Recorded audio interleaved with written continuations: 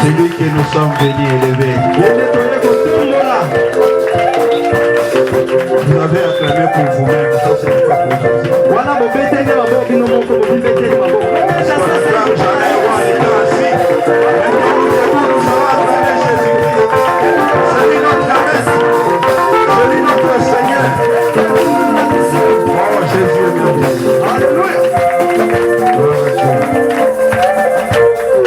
Merci. Que le Seigneur Jésus-Christ vous bénisse. Nous voulons remercier les révérends pour cette opportunité, ainsi que tous les hommes de Dieu qui sont au milieu de nous, pour ce culte communautaire. Que le Seigneur soit béni. Je salue la présence de tous les hommes de Dieu au milieu de nous. Nous honorons votre présence. Je transmets aussi les salutations du révérend Paul Richard Pandi.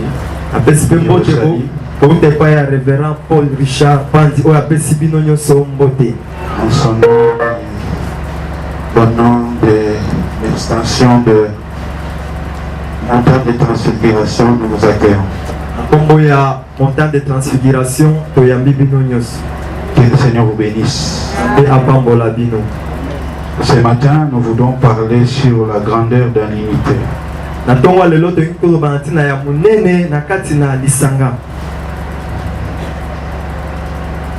Le thème central de l'année de la communauté, c'est une année de la grandeur.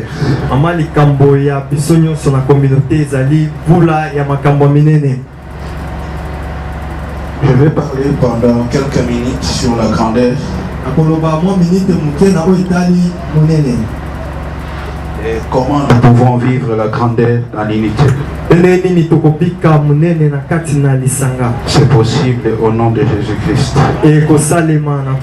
Ensemble, nous pouvons faire des grandes choses. Il est écrit dans Psaume 60, verset 14, avec Dieu, nous ferons des exploits. Et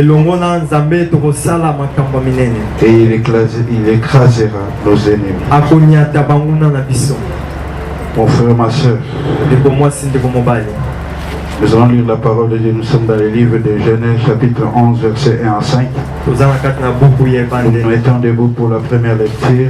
Que Dieu soit loué, lui qui a permis que nous soyons là. Est-ce que quelqu'un peut dire ce matin la grandeur? La grandeur. Est-ce que quelqu'un peut dire ce matin la grandeur? La grandeur. Dieu nous appelle à être grands. Nous avons un Dieu grand, nous avons un Dieu puissant.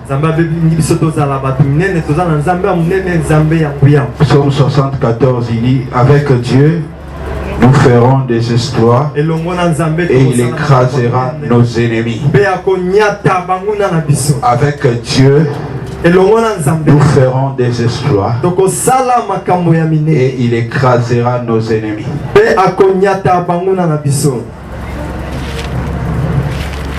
Genèse chapitre 11, verset 1 à 5, nous lisons. Genèse 11. Toute la terre avait une seule langue et les mêmes mots. Comme ils étaient partis de l'Orient, ils trouvèrent une plaine au pays de Shinéa. Et ils y habitaient. Ils se dirent l'un à l'autre, allons, faisons des briques et cuisons-les au feu. Et la brique leur servit de pierre. Et le bitume leur servit de ciment. Ils dirent encore, bâtissons-nous une ville et une tour dont le sommet touche au ciel. Et faisons un nom, afin que nous ne soyons pas dispersés sous la face de toute la terre. L'Éternel descendit pour voir la ville et la tour que bâtissaient les fils des hommes.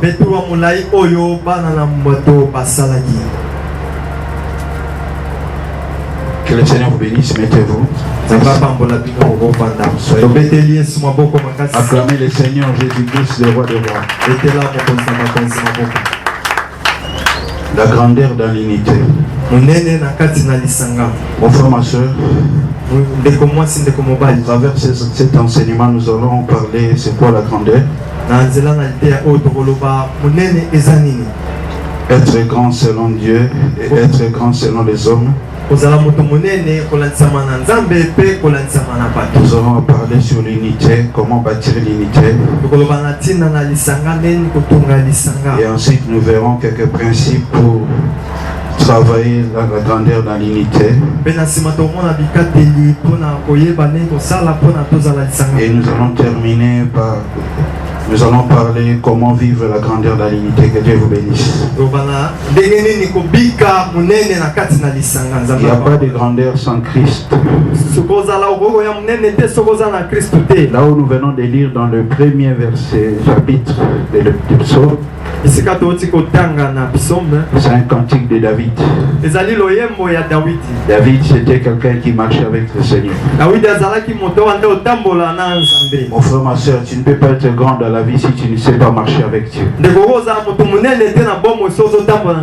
La grandeur, c'est d'abord de marcher avec Dieu, avoir un parcours avec Dieu. David était une personne qui a été choisie par Dieu. Une personne qui marchait avec Dieu. Je suis venu parler à quelqu'un ce matin, tu es le choix de Dieu. Il t'a choisi pour qu'au travers de toi, son nom soit connu. Dieu t'a choisi pour qu'au travers de toi, il fasse de grandes choses avec toi. Si tu crois cela, tu peux dire Amen plus fort. Cette année 2020, tu vas faire de grandes choses avec Dieu.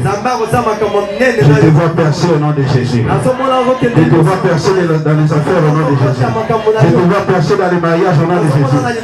Tu es appelé à vivre la grandeur dans tout ce que tu fais. David dit avec Dieu, nous ferons des exploits. Faire des exploits, c'est faire des grandes choses. Avec Dieu, les exploits sont possibles. David est en train de parler sur l'association. Vous ne pouvez pas avoir la grandeur si vous n'êtes pas associé avec Dieu. Vous ne pouvez pas avoir la grandeur si vous ne savez pas vous attacher avec le Seigneur. Le premier secret de la grandeur, la personne doit s'associer avec Dieu. Avec Dieu, on n'échoue jamais. Avec Jésus-Christ, on n'échoue jamais. Je suis venu dire à quelqu'un, tu n'échoueras plus jamais. Sur 68 guerres que David a livrées dans sa vie, aucune d'elles David a échoué. Je suis venu dire à quelqu'un, avec Dieu, tu ne peux jamais échouer. La Bible dit, ils te feront la guerre, mais ils ne te vaincront pas. Je suis venu dire à quelqu'un, tu es victorieux. Avec Jésus-Christ, nous sommes victorieux. Avec Jésus-Christ, nos ennemis sont sous nos pieds. C'est quoi donc la grandeur? La grandeur, c'est le caractère, l'état de ce qui est grand. L'état de ce qui est grand. Mon frère, ma soeur, tout le monde a en lui la sémence de la grandeur. Nous devons nous étendre, nous devons nous épanouir. Être grand, c'est s'épanouir. Au degré de noblesse des sentiments et d'unité. Je suis venu dire à quelqu'un, avec Dieu on commence toujours petit et on devient toujours grand. Nous sommes appelés à nous développer. Nous sommes appelés à aller plus loin. Est-ce qu'il y a quelqu'un qui croit que cette année il va aller plus loin avec Dieu? Si tu es là, tu peux dire plus fort Amen. Je serai grand au nom de Jésus. Je serai grand au nom de Jésus. Dieu a promis à Abraham la grandeur dans Genèse chapitre 12 verset 1 à 3. La grandeur c'est aussi une promesse de Dieu.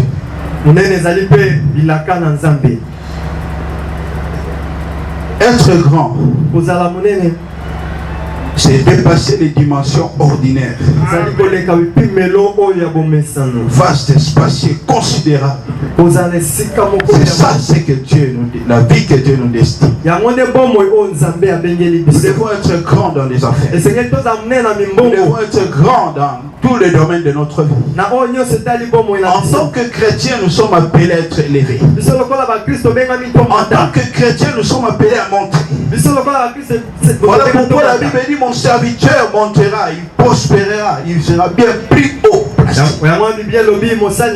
en train de voir quelqu'un monter au nom de Jésus. Je suis en train de voir quelqu'un cette année monter au nom de Jésus. Tu as toutes les capacités pour aller de l'avant. Tu ne peux pas échouer. Tu ne peux pas échouer. Si ton père a échoué, toi tu ne peux pas échouer. Parce que tu as Jésus en toi. Tu es appelé à être grand. Je vois quelqu'un percer dans le commerce. Je vois quelqu'un percer dans la vie du mariage. Tu n'es pas appelé à avancer. Tu n'es pas appelé à retourner de l'avant. Comment beaucoup de chrétiens aujourd'hui n'expérimentent pas la grandeur? Pourquoi?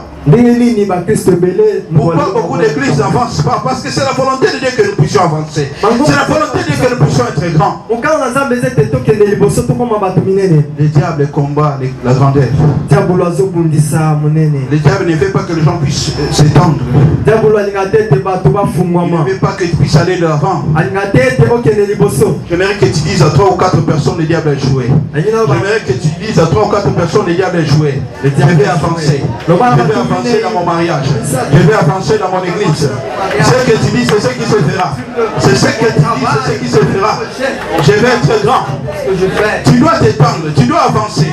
Les gens doivent voir ton progrès. C'est ça la grandeur.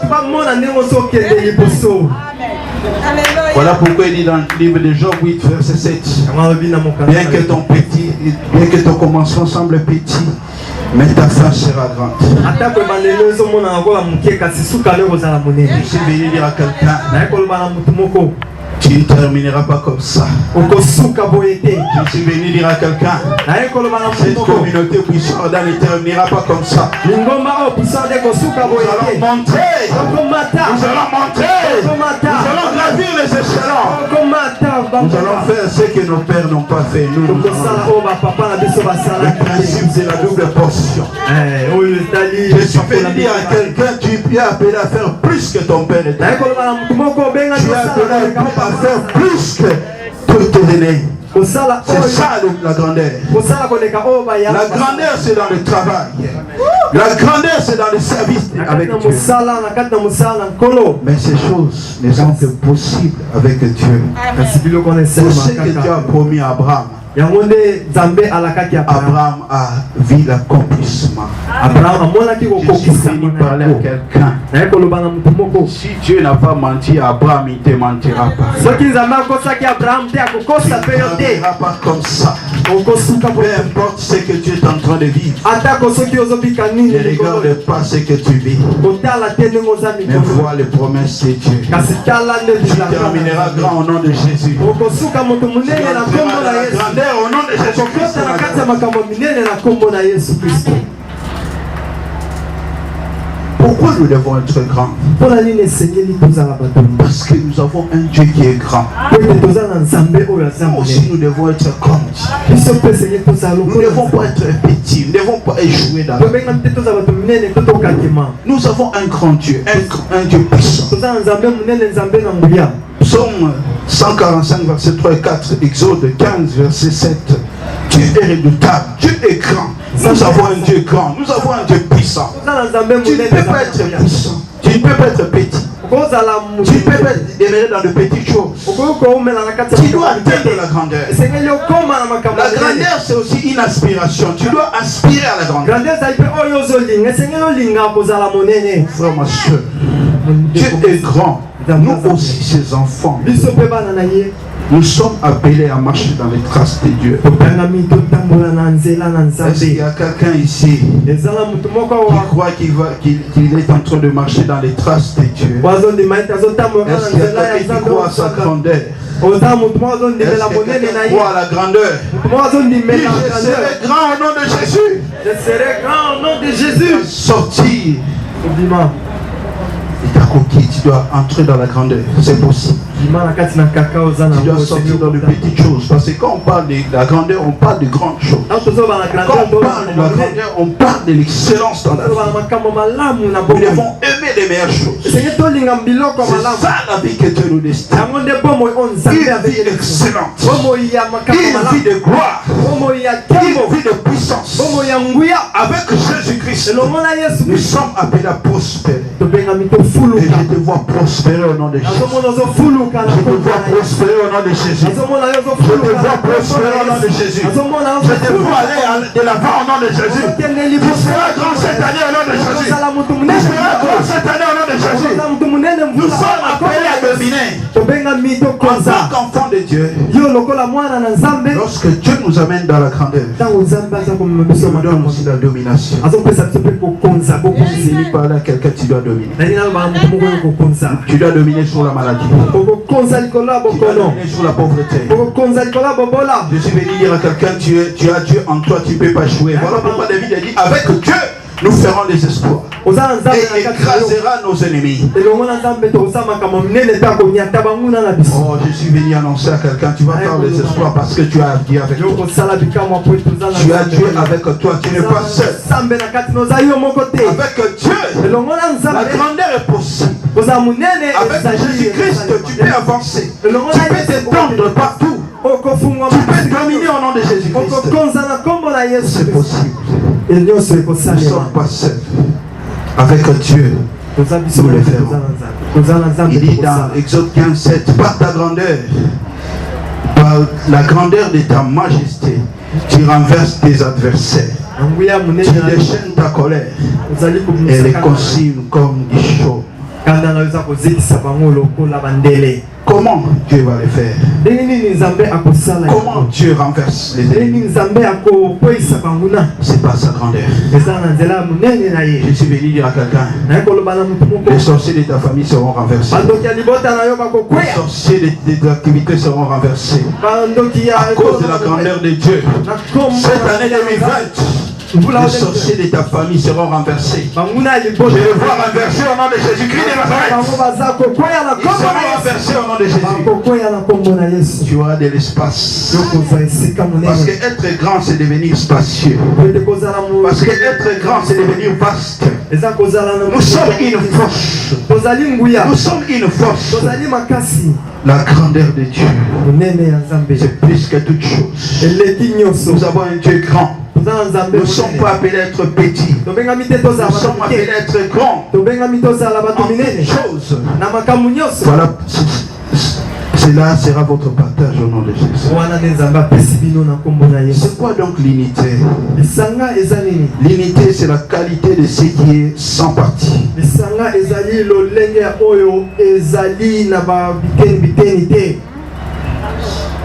Donc, c'est ce qui forme tout.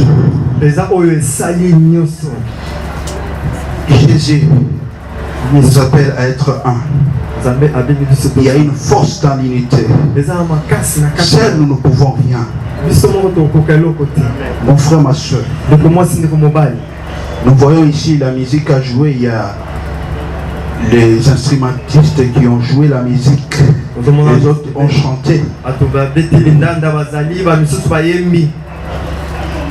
Et nous avons écouté un bon son.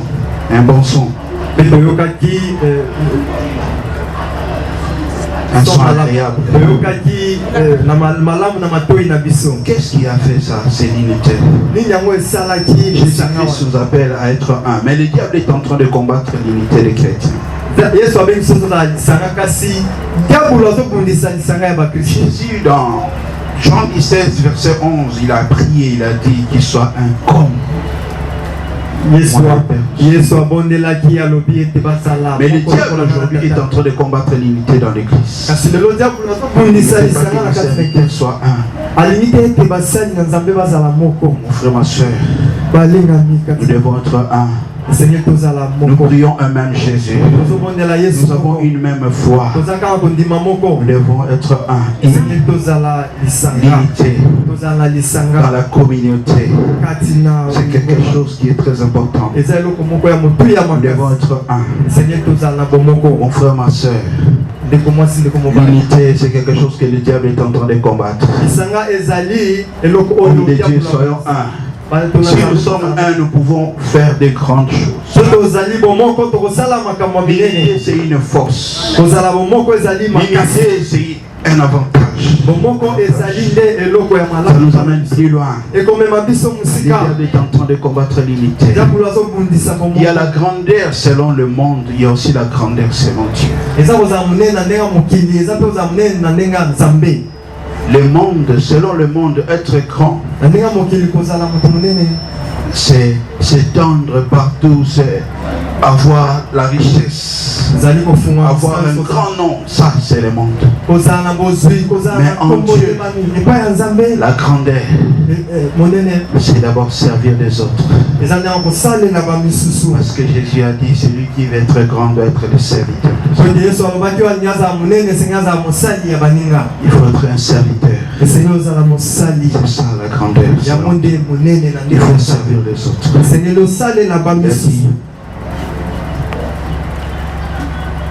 Un vrai ami, c'est celui qui donne sa vie pour les autres. On va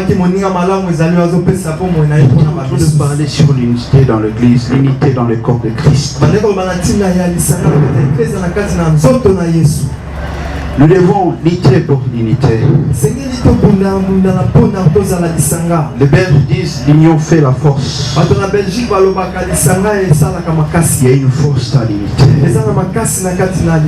J'ai vu quelqu'un, je n'ai jamais vu une personne en train de construire une maison lui seul. Il est architecte, il est maçon. Peu importe l'argent que la personne peut avoir, il doit faire recours aux autres. Mon frère, ma soeur, nous avons besoin des autres pour aller de l'avant. Nous avons besoin des autres pour marcher très haut. Ensemble, nous sommes forts. Les Anglais disent together we can.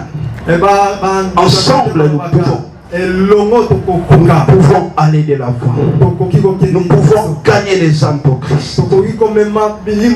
Je n'ai jamais vu un pasteur qui veut construire une communauté lui seul. Au début, on peut commencer le ministère seul, mais on ne sera pas seul. Mais il y aura toujours des gens qui vont venir vous accompagner. C'est pour cela, dans la vie, il faut toujours avoir de bonnes relations avec des gens si on veut être grand. Nous voyons aujourd'hui les États-Unis, c'est un pays qui est fort, plus de 50 États. Pourquoi? À cause de l'unité. Oh, Marie, sois un avec ta femme. Dans la maison, nous voyons quand la femme et l'homme ne sont pas un, les choses ne vont pas aller de l'avant. Mais lorsqu'ils sont un, c'est une force. C'est la grandeur, c'est la puissance. L'unité dans tous les domaines de la vie. Dans la maison, vous devez être un. Pardonnez-vous. Oh mon frère, ma soeur, Jésus-Christ a choisi les 12 disciples. Les apôtres, ils étaient avec eux. Il les a formés. Il était d'abord seul, il a commencé le ministère. Pendant 40 jours, 40 nuits, il a gêné et prié. Il s'est préparé. Il a fait 30 ans de préparation pour 3 ans de ministère seulement. Dans la vie, vous ne pouvez pas être grand sans la préparation. Il faut se préparer. Il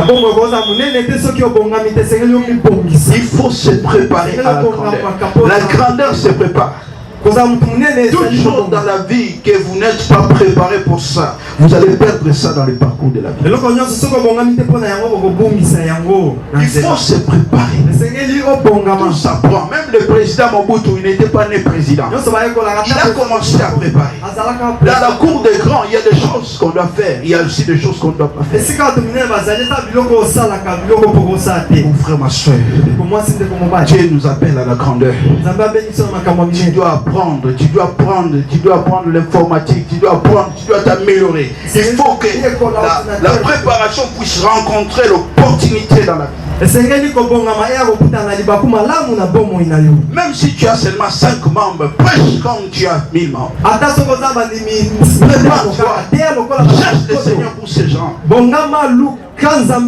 jour, Dieu va t'amener plus loin. Parce que la Bible dit, si tu es fidèle dans de petites choses, Dieu va te confier les grands. Je vois Dieu confier à quelqu'un de grandes choses avant la fin de cette année. Je vois Dieu confier à une personne un grand mariage avant la fin de cette année. Tu seras grand au nom de Jésus. Tu seras grand au nom de Jésus. Tout ce qui est appelé à être grand doit grandir. Nous devons, mon frère, ma soeur, marcher sur les traces de Jésus. Il a commencé à préparer ses disciples. Il a commencé à les former. Lui-même, il a été préparé. Il s'est préparé. Il a préparé ses disciples. 12. Nous voyons dans les Actes des Apôtres, à la Pentecôte, dans la chambre haute, ils ont reçu l'Esprit. Un homme de Dieu a dit que le livre des Actes des Apôtres résumé en 3 choses. Il dit en haut, en bas et puis dehors. Le Saint-Esprit est descendu. Et ils étaient remplis du Saint-Esprit. Ils sont partis évangéliser. Mon frère, ma soeur, ils étaient les disciples de Jésus. Ils ont bougé le monde. Jésus béni dit à quelqu'un, tu vas bouger ton quartier. Tu vas bouger ton monde avec Jésus. C'est possible au nom de Jésus-Christ. Les avantages de l'unité. Pourquoi nous devons être un? L'unité, c'est une recommandation de notre Seigneur Jésus. Nous devons être un parce que le Seigneur le veut. Jean 17, verset 11. La deuxième chose que l'unité fait, l'unité nous donne une nouvelle force. Ecclésiaste 4, verset 12. Il faut être un. Quand nous sommes un, nous sommes forts. Un Congo fort. Vous voyez, le président Félix Tshisekedi pour devenir président, il a fait des alliances. Elle ne pouvait pas remporter les élections. La Bible dit, même la nature ne vous enseigne qu'elle part. Tout ce que nous voyons dans la vie ici, ça doit nous enseigner. L'unité nous donne une nouvelle force, une nouvelle impulsion. La troisième chose que l'unité nous confère, la percée, la récompense. L'unité fera que tu puisses être récompensé. Que nous soyons récompensés dans le travail. Ecclésiaste 4.9. Quatrième chose, l'unité nous donne la rapidité dans la vie. Les choses que les gens ont fait plusieurs années, ils ont pris plusieurs années pour faire ça. Toi, dans peu de temps, avec beaucoup de gens, tu peux faire ça dans peu de temps.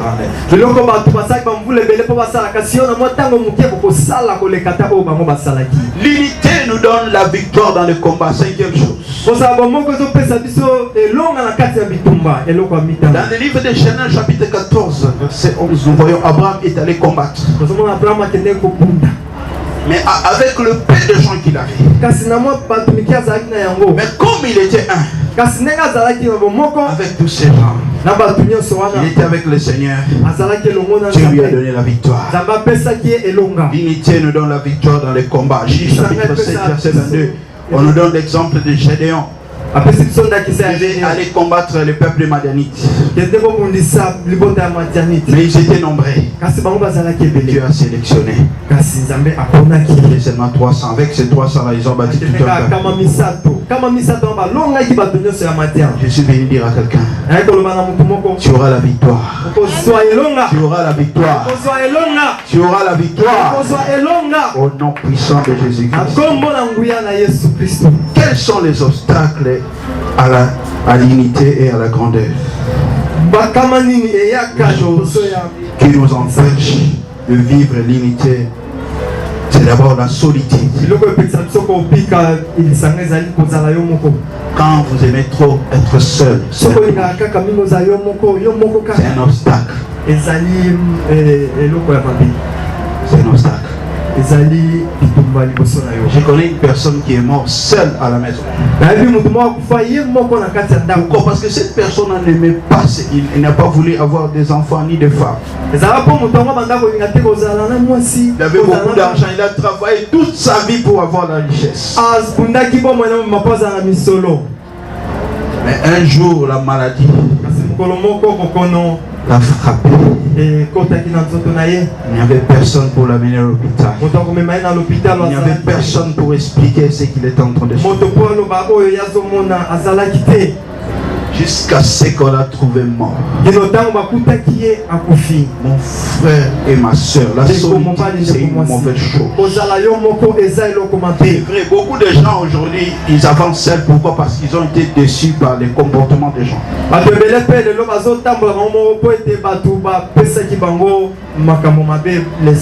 Ils sont loin de la famille, loin des amis, loin. Mais je suis venu parler à quelqu'un. Là où il y a les faux, il y a aussi les vrais. Dieu va te donner les vrais amis. Dieu va te donner les bonnes personnes avec qui tu vas évoluer dans les affaires au nom de Jésus. Et ces hommes vont te conduire à la grandeur. Deuxième chose, le manque de travail. Quand vous ne savez pas beaucoup travailler dans l'unité, sachez que vous ne serez pas grand. Le travail, c'est quelque chose qui nous amène dans la grandeur. Troisième obstacle, le manque de sacrifice. Quand vous ne savez pas vous sacrifier. Quatrième chose, le péché nous empêche. L'orgueil.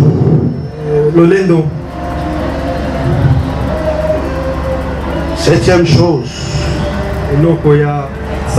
qui empêche les gens de vivre la grandeur, la ténacité, la persévérance, le manque de ténacité, de persévérance. Ensemble, nous pouvons être grands, être puissants. Comment vivre la grandeur dans l'unité? Je vais parler de quelques points et puis nous allons nous arrêter là et puis nous allons prier. Comment vivre la grandeur dans l'unité? C'est possible. Ensemble, nous pouvons faire des grandes choses. Nelson Mandela a dit, aucun de nous ne peut avoir le succès en agissant seul. Nous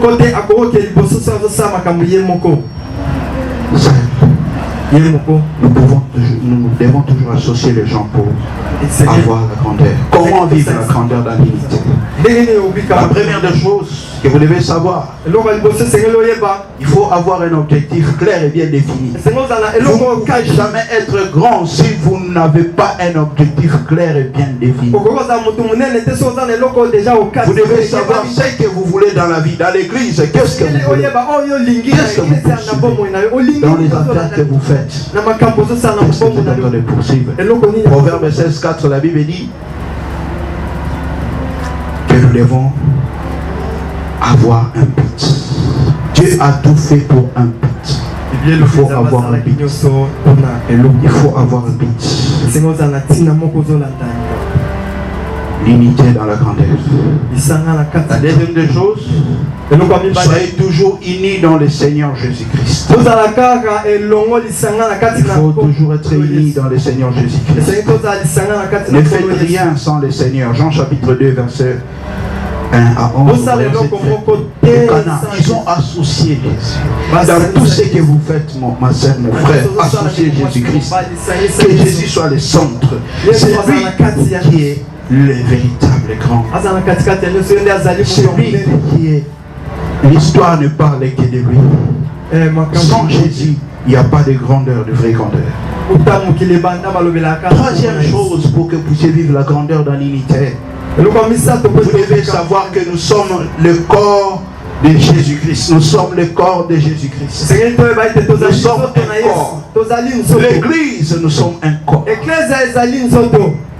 Si l'œil a mal, tout le corps aura aussi mal. Aujourd'hui, nous voyons aujourd'hui l'église, aujourd'hui il n'y a pas d'unité. Oh mon frère, ma soeur. L'église du Congo, nous devons être unis. Romains 12, verset 5. La Bible dit que nous sommes un corps. Que la chute de l'un ne puisse pas faire ta joie. Nous sommes un corps, nous devons prier les uns pour les autres. Oh mon frère, ma soeur, nous sommes un corps. Nous sommes unis. Nous sommes un corps. La réalité du corps de Christ va faire que nous ne puissions pas emboîter les autres. Va faire que nous ne puissions pas discuter contre les autres. Ne vous comparez à personne. Vous avez un parcours avec Dieu. Nous sommes un corps. Ce que toi tu ne peux pas le faire, moi je peux le faire. Ce que toi tu peux faire, moi je peux le faire. Après, il va venir que dans une maison, nous voyons, il y a les papas, il y a la maman qui s'occupe de tous les travaux ménagers. Tout le monde est important. Il faut considérer tout le monde. Et la considération,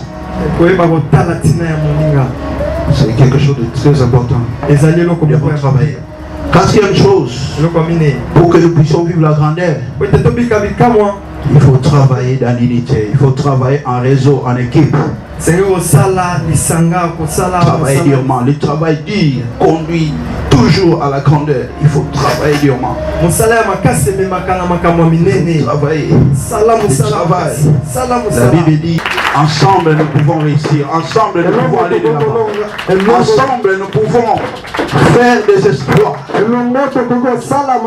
Qu'est-ce qui t'empêche à vivre la grandeur? Qu'est-ce qui t'empêche à...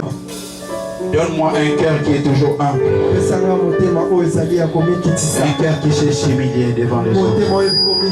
Un cœur qui sait reconnaître mes erreurs. Oh Jésus, nous avons besoin de toi. Nous voulons marcher sur tes traces, Seigneur Jésus-Christ. Comme toi tu as marché. J'ai besoin de ta présence. J'ai besoin de ta présence. J'ai besoin de ta présence.